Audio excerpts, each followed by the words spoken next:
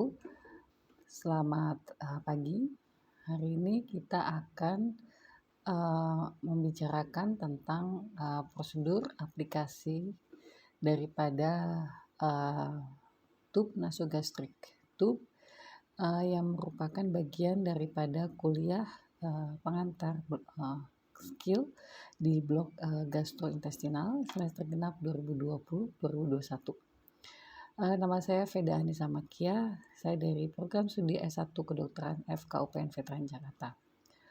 Tujuan pembelajarannya, pertama adalah mampu mengenal NGT dan jenis-jenisnya, mampu mendemonstrasikan pemasangan NGT, mampu menyebutkan efek samping dan komplikasi pemasangan NGT.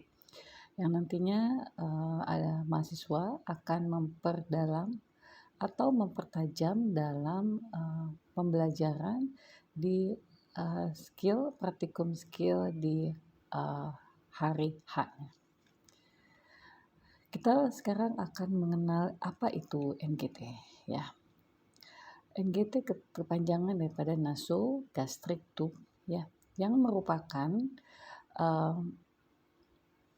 suatu tube yang dimasukkan dari hidung sampai ke dalam lambung.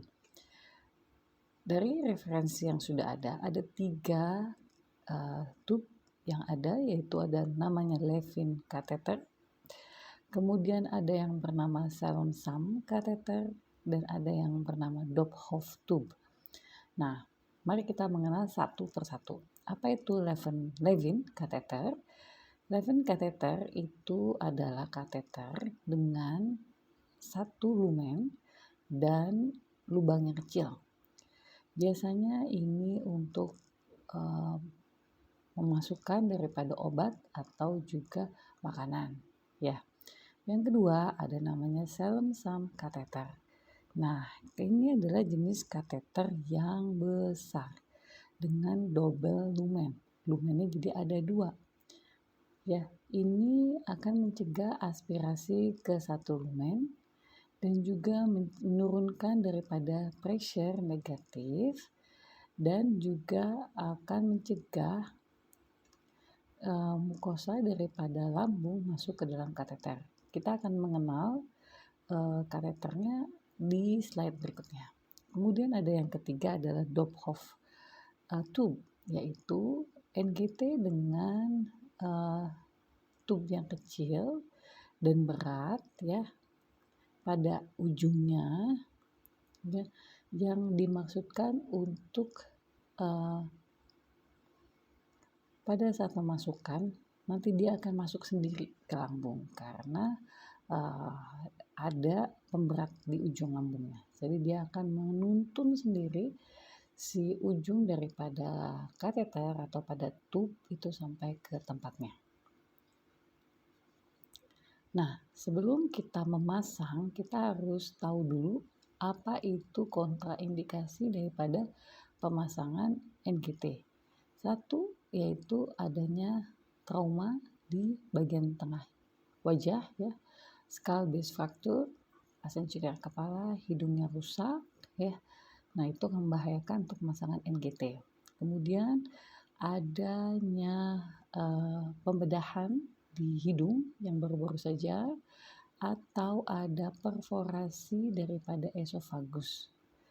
Risiko tingginya adalah satu, trauma di kepala ya, itu termasuk kontraindikasi. Kemudian septum yang miring ya, kemudian adanya varises esofagus, kemudian adanya varises ya, jadi di esofagusnya ada varises membesar sehingga akan menyebabkan pendarahan kalau kita memasang, atau abnormalitas koagulasi, tapi di beberapa paper ini menyatakan adalah kontraindikasi yang tidak absolut. Kemudian ingesti daripada alkalin, kemudian adalah nasal polip. Nasal polip juga merupakan kontraindikasi tidak absolut. Ya, yang kontraindikasi yang absolut di sini bisa kita lihat adalah trauma di wajah, kemudian pembedahan di hidung yang baru-baru, dan ada sesuatu keanehan anatomis ataupun kelainan vaskuler di esofagus. Nah, ini kita mengenal, tadi kita sudah secara ringkas mengenal 3 jenis NGT, dan ini kita mengenal lebih dalam NGT tersebut. Nah, ini Levin kateter, yaitu kateter yang biasa kita temukan di pemakaian medis sehari-hari. Size-nya ada 14 sampai 18 French ya. Panjangnya kira-kira 125 cm. Jadi kalau bisa dilihat adik-adik di sini ada penanda.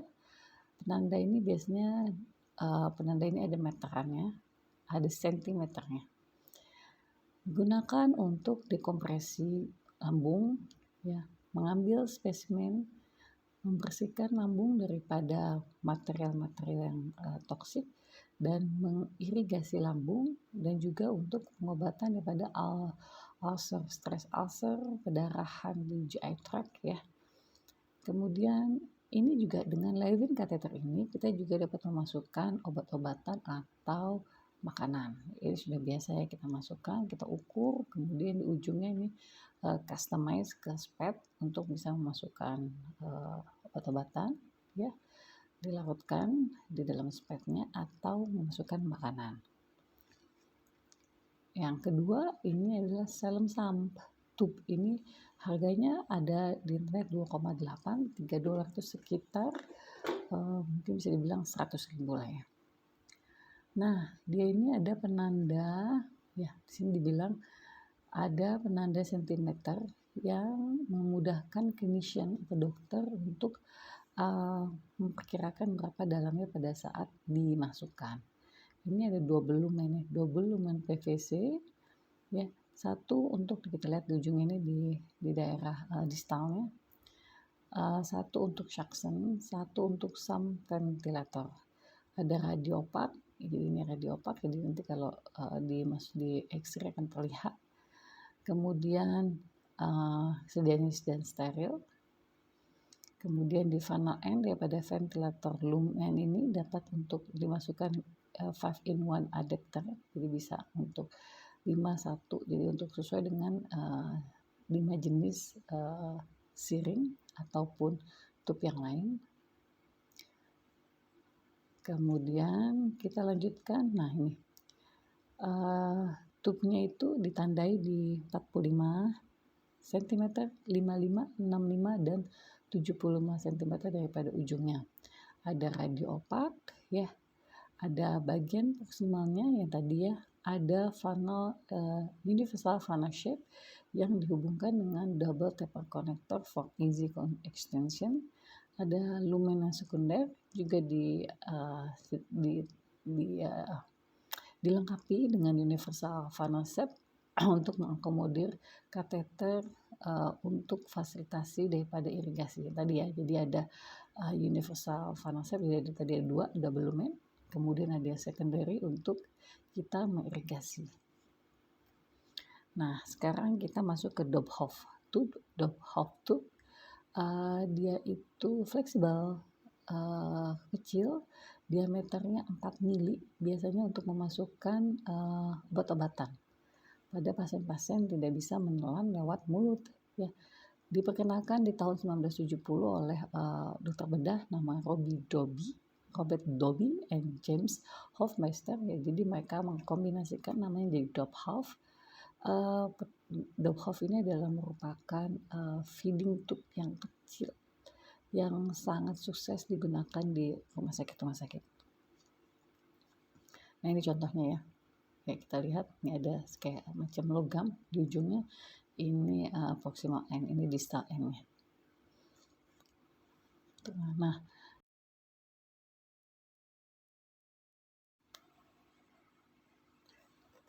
mengenai daripada ukuran daripada NGT, ada berbagai jenis ukurannya, ada yang untuk feeding dan ada yang untuk dekompresi ya. Ada yang kalau feeding itu lebih kecil, nah kalau dekompresi itu lebih besar ya. Neonatus dimulai dari 6 French, kemudian infant 8 French, lebih dari 5 tahun 8 sampai 10 French. Kemudian kita masuk ke NGT number ya. ada 8 sampai 18 French. Ya, kita harapkan tubnya itu stiff ya, sehingga memudahkan untuk insersi. Bisa kita taruh di kulkas atau kita rendam di salin ya.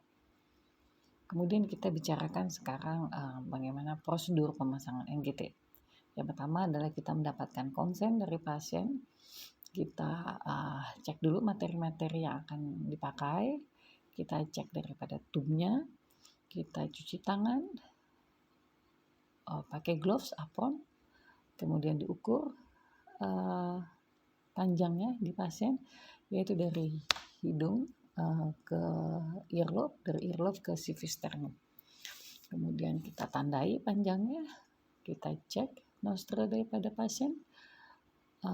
Kemudian kita mulai memasukkan. Jangan lupa pertama kita lubrikasi dulu. Kemudian kita cek hidung ya, kita masukkan dengan gentle. Kemudian minta pasien untuk agak nunduk sedikit ya. Kita minta pasien untuk menelan atau menelan air, minum air kalau diperbolehkan.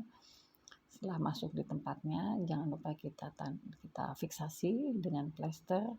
Kemudian ambil siring dan kita coba aspirasi. Nah, di cairan aspirasinya itu ambil strip, tunggu dulu beberapa menit, beberapa saat, kemudian dibandingkan ya stripnya dengan colornya, kemudian cek berapa pH-nya. Yang diperbolehkan adalah 5,5. Nah, kalau 5 sampai 6 itu kita tanya dulu mungkin supervisor kita.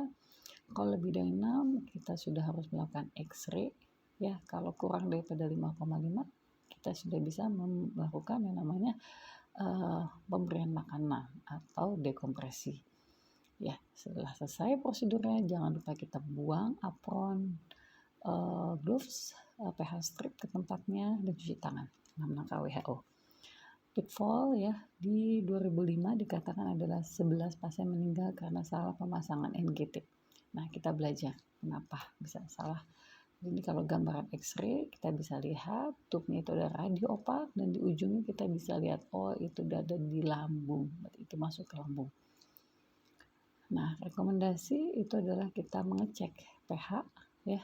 Kemudian dilakukan X-ray, tapi X-ray ini tidak kita dianjurkan secara rutin ya, karena paparan radiasi itu membahayakan kepada pasien. Yang tidak direkomendasikan adalah WUS test yang masih dilakukan sampai saat ini, yaitu memasukkan udara lewat siring ya, kemudian kita dengarkan. Nggak dianjurkan karena banyak yang tidak sesuai hasilnya. Kemudian mengetes asiditas atau alkali, kemudian mengecek daripada distress daripada pernafasan, kemudian monitor daripada bubbling ya, kemudian mengecek dadanya tub aspirasi daripada tub, karena itu bisa mislead dengan aspirasi daripada cairan daripada paru. Nah, ini referensinya. Terima kasih dari saya, Dr. Veda Nisa Mekia, spesialis bedah saraf. Wassalamualaikum, salam bela negara.